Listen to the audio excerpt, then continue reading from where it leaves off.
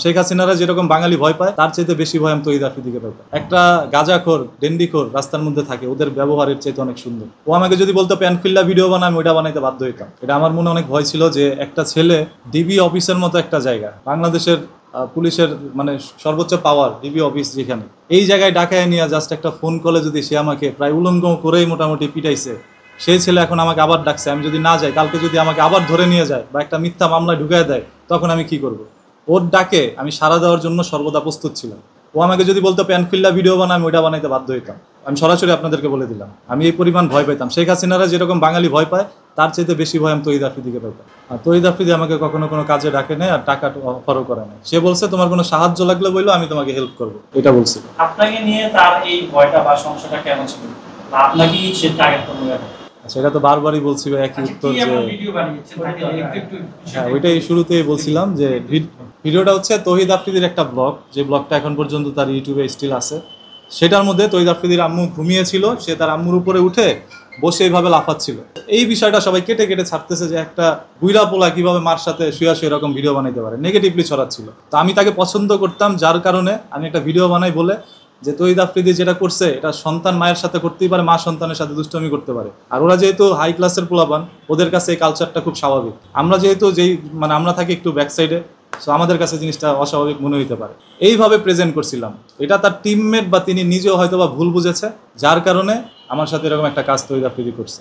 আর পরবর্তীতে সেটা নিয়ে অনুতপ্ত হয়েছে। জানি এর পরবর্তীতে আমার কোনো প্রবলেম হইতে পারে, কোনো সমস্যা নেই, আমাকে যদি মেরেও ফেলে তারপর আমি এটা বলি।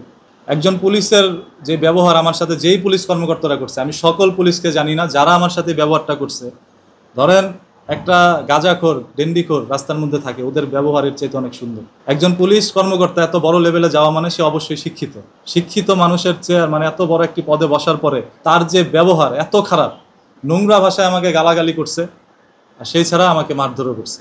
সো ওই সকল পুলিশ কর্মকর্তা হয়তো বা এখন আর দেশের মধ্যেও নাই, তাদের সবারই পতন ঘটছে। তহিদ আফ্রিদি ভিডিও কলে জড়িত ছিল, আমার সামনে ছিল না, ও ইন্ডিয়ার মধ্যে ছিল হয়তো বা তখন। আর কিছু আমাকে তো ধরেন ভাই ইচ্ছা মতো পিটাইতেছে, আর আমি তো চিৎকার করতেছি। মায়ের যন্ত্রণা কেমন সেটা হয়তো বা যে খায় সে বুঝে, পুলিশের মার। তো আমি তো মায়ের চিল্লাইতেছি, আর ওদিক থেকে যতটুকু শুনতেছিলাম তহিদ আফ্রিদি বলতেছে ও জামাত শিবির স্যার, ওর নামে মামলা দেন, 7টা মামলা দেন, এইগুলো বলতেছে, আর এখান দিয়ে আমাকে শুধু পিটাচ্ছে। এই ছিল ওইখানকার ঘটনাটা।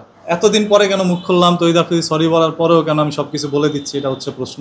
তহিদ আফ্রিদির সাথে যখন আমি মিউচুয়াল হয়ে যাই, তার পরবর্তীতে তার পক্ষে কিন্তু আমি অনেক ভিডিও বানাই, এবং সেটা মন থেকেও বানাই। কারণ যেই ছেলেটা একবার অনুতপ্ত হয়েছে, তার মানে সে ভুল স্বীকার করে নিছে।